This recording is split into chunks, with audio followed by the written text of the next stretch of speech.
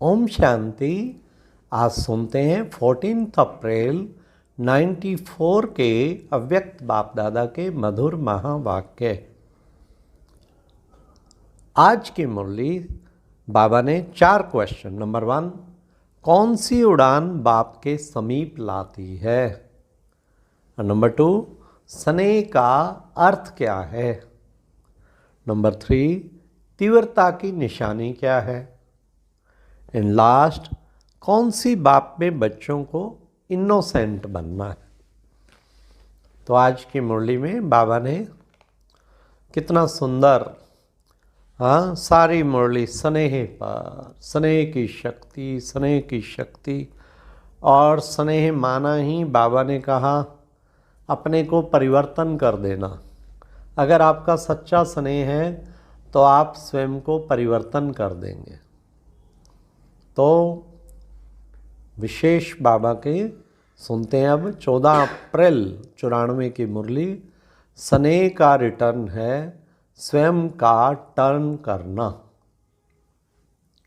आज स्नेह और शक्ति मूर्त बाप दादा अपने चारों ओर के स्नेही बच्चों को देख रहे हैं। जितनी सभा साकार में है उससे भी ज़्यादा आकारी रूप की सभा है।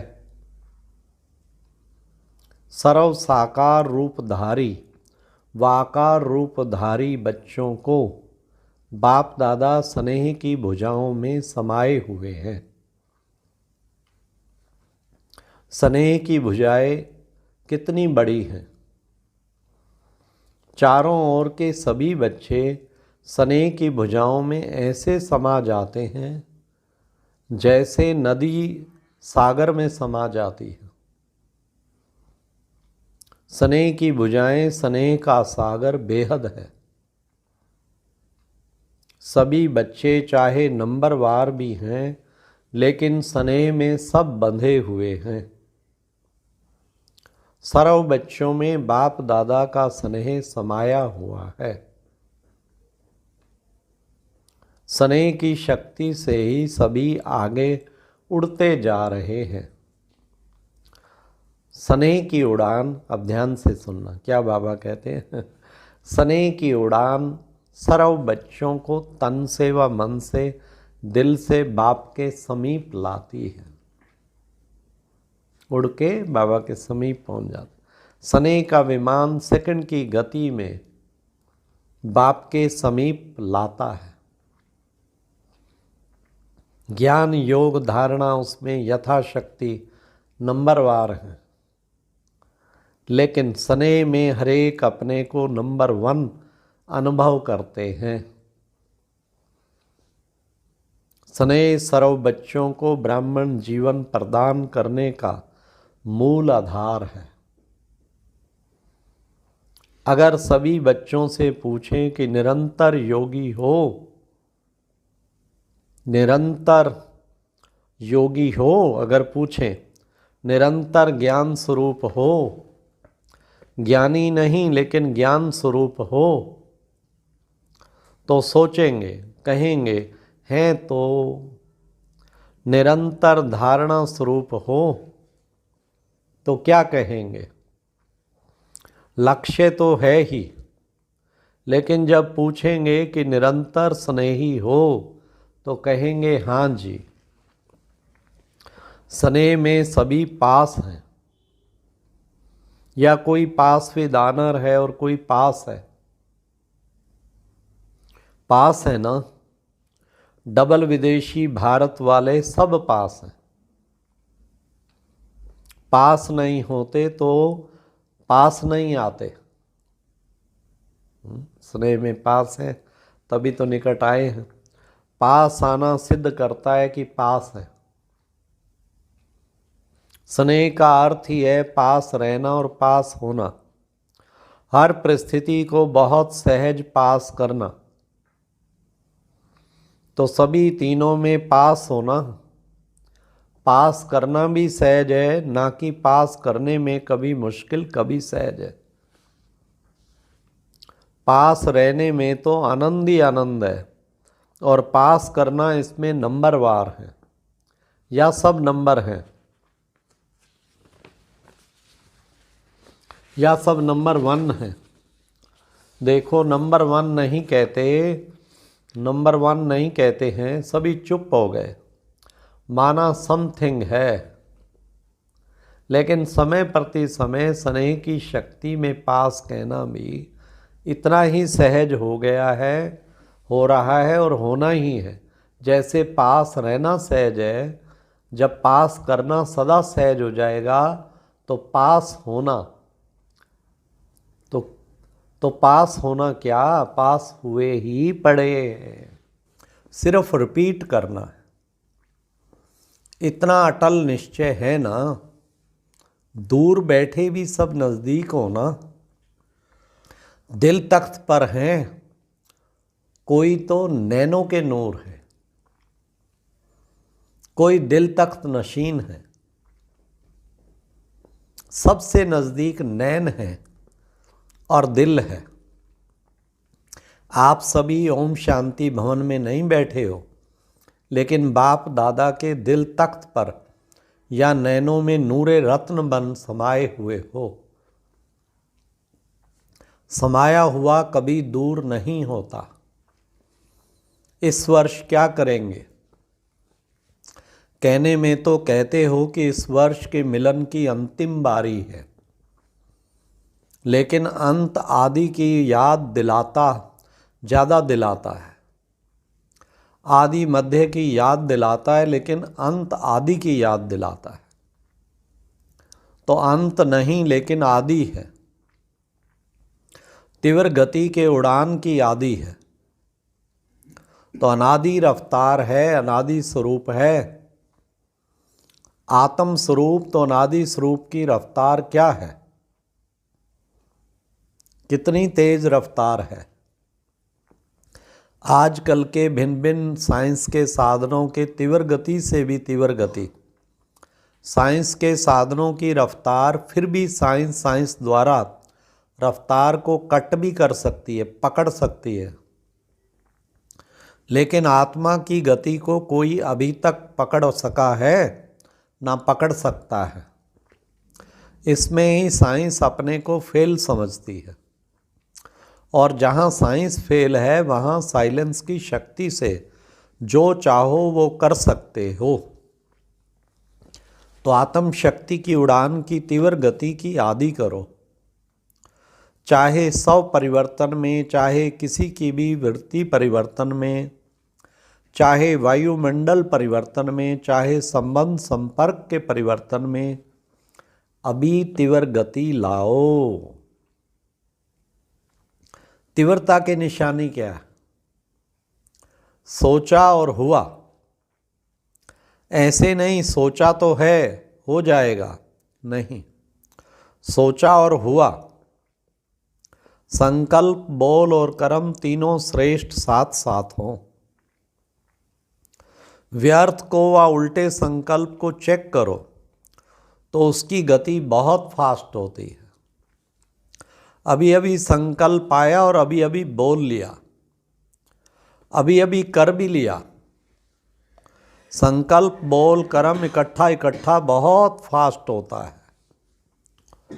उसकी गति का जोश इतना तीव्र होता है, जो श्रेष्ठ संकल्प, कर्म, मर्यादा ब्राह्मण जीवन की महानता का होश समाप्त हो जाता है। व्यर्थ का जोश यथार्थता का होश समाप्त कर देता है, और कुछ समय के बाद जब होश आता है तब सोचते हैं करना तो नहीं चाहिए था, यथार्थ नहीं है। लेकिन उस समय जब जोश होता है तो यथार्थ की पहचान बदलकर अयथार्थ को यथार्थ अनुभव करते हैं। तो व्यर्थ का जोश होश को खत्म कर देता है। तो इस वर्ष सभी बच्चे विशेष व्यर्थ से इनोसेंट बनो। जैसे जब आप आत्माएं अपने सतयुगी राज्य में थी तो व्यर्थ व माया से इनोसेंट थी, इसलिए देवताओं को महान आत्माएं सेंट कहते हैं। ऐसे अपने को संस्कार इमर्ज करो, व्यर्थ की अविद्या स्वरूप बनो। समय, श्वास, बोल, कर्म सर्व में व्यर्थ की अविद्या अर्थात इनोसेंट। जब व्यर्थ की अविद्या ही हो गई तो दिव्यता स्वतः ही सहज ही अनुभव होगी और अनुभव कराएगी। अभी तक यह नहीं सोचो कि पुरुषार्थ तो कर ही रहे हैं, पुरुष इस रथ पर कर रहा है तो पुरुष बन रथ द्वारा, वरना पुरुष बन रथ द्वारा कराना, इसको कहा जाता है पुरुषार्थ। पुरुषार्थ चल रहा है नहीं, लेकिन पुरुषार्थी सदा उड़ रहा है। वाह! यथार्थ पुरुषार्थी इसको कहा जाता है। पुरुषार्थ का अर्थ यह नहीं है कि एक बारी की गलती बार बार करते रहो और पुरुषार्थ को अपना सहारा बनाओ। यथार्थ पुरुषार्थी हो, स्वभाव भी स्वाभाविक हो, अति सहज। अभी मेहनत को किनारे करो। आजकल के आधारों का सहारा जिसको किनारा बनाकर रखा है, वे अल्पकाल के सहारे के किनारे अभी छोड़ दो। जब तक वे किनारे हैं तो सदा बाप का सहारा अनुभव नहीं हो सकता, और बाप का सहारा नहीं है इसलिए हद के किनारों को सहारा बनाते हैं। चाहे अपने स्वभाव संस्कार को, चाहे परिस्थितियों को जो किनारा बनाए हैं, ये सब अल्पकाल के दिखावा मात्र धोखे वाले हैं। धोखे में नहीं रह जाओ। बाप का सहारा छत्र छाया है। अल्पकाल की बातें धोखेबाज हैं। माया की बहुत मीठी मीठी बातें सुनते रहते हैं, बहुत सुन चुके हैं। जैसे द्वापर के शास्त्र बनाने वाले बातें बनाने में बहुत होशियार हैं, कितनी मीठी मीठी बातें बना दी हैं। तो बातें नहीं बनाओ, बातें बनाने में सब एक दो से होशियार। रिजल्ट दे दी बाबा ने। ना बातें बनाओ, ना बातें देखो, ना बातें करो, लेकिन क्या करो? बाप को देखो, बाप समान करो, बाप समान बनो। जब कोई बात सामने आती है तो बात बनाना सेकंड में आता है, क्योंकि माया की गति भी तीव्र है ना। ऐसे सुंदर रूप की बात बना देती है जो सुनते बाप को तो हंसी आती है, लेकिन दूसरे प्रभावित हो जाते हैं। बोलते तो ठीक है, बहुत अच्छा है, बात तो ठीक है, और स्वयं को भी ठीक लगते हो, लेकिन अब सुनो लेकिन की बात बाबा की आगे की। लेकिन लग गया ना, लेकिन लग गया तो समझ लो फिर गड़बड़ है। हाँ, बाबा जब भी होगा सब एप्रिशिएट करके और बाद में कहेंगे लेकिन तीव्र गति को देख। अब इन किनारों से तीव्र उड़ान करो। ये अनेक प्रकार की बातें व्यर्थ रजिस्टर के रोल बनाती रहती हैं। रोल के ऊपर रोल बनता जाता है, इसलिए इनसे इनोसेंट बनो। इस इनोसेंट स्टेज से बनी बनाई सेवा की स्टेज आपके सामने आएगी। अच्छा, चारों ओर के मन की उड़ान के उड़ने वाले मधुबन निवासी अव्यक्त रूपधारी आत्माओं को, और साथ साथ संकल्प के विमान द्वारा मधुबन में पहुंचने वाली श्रेष्ठ आत्माओं को, और चारों ओर के सर्वश्रेष्ठ स्नेह में त्याग के भाग्य का श्रेष्ठ संकल्प करने वाली आत्माओं को, सदा एवं के संकल्प को प्रत्यक्ष जीवन में लाने वाले बाप के समीप आत्माओं को बाप दादा का याद प्यार, और हरेक भिन्न भिन्न भारत के देश व विदेश के हरेक बच्चे को नाम सहित विशेषता संपन्न याद प्यार और नमस्ते। अच्छा, ओम शांति। जनवरी मास तपस्या का मास, भगवान को खुश करने की वेला है, अमृत वेला। उस समय सारे विश्व का मालिक भगवान अपने बच्चों के लिए फ्री रहता है, वो ऑफिशियल टाइम नहीं है। उस समय जो मांगे सो देने के लिए तैयार है। ऐसे समय पर बस हम बाबा के सम्मुख बैठे और बाबा को याद करते करते बाबा में ऐसे समा जाए जो लगे जैसा मेरा बाबा वैसी मैं आत्मा हूँ। तो चलो करें तपस्या दृढ़ता से, एकाग्रता से। ओम शांति। और अब यह एक बहुत अच्छी वीडियो भी जरूर देखें।